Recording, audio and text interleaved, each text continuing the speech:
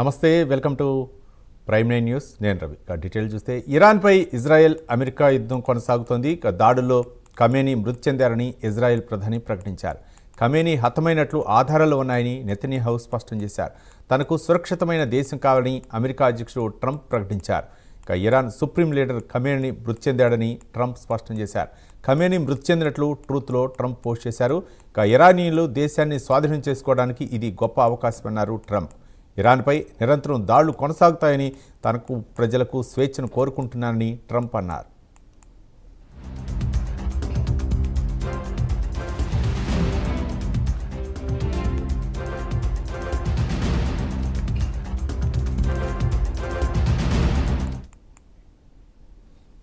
Israel America ప్రకటనను Iran ఖండించింది. Khamenei సురక్షితంగా ఉన్నట్లు ఇరాన్ ప్రకటించింది. ఇజ్రాయెల్ దాడుల్లో ఖమేనీ కుమార్తె, మనవరాలు మృతి చెందారని ఇరాన్ ప్రభుత్వం ప్రకటించింది. మరోవైపు ఇరాన్పై ఇజ్రాయెల్ సైన్యం విరుచుకుపడుతోంది.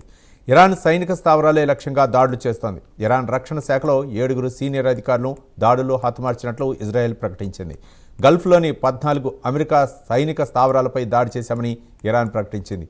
వందలాది మంది అమెరికా సైనికులను హతమార్చామని, ఊహించని రీతిలో ముగింపు ఉంటుందని ఇరాన్ ప్రకటించింది.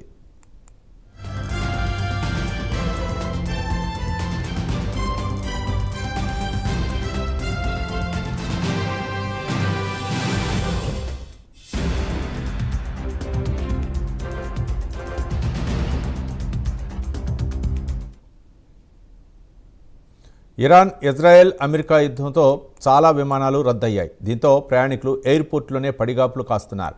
ఎయిర్పోర్ట్లో తీవ్ర ఇబ్బందులు పడుతున్నారు.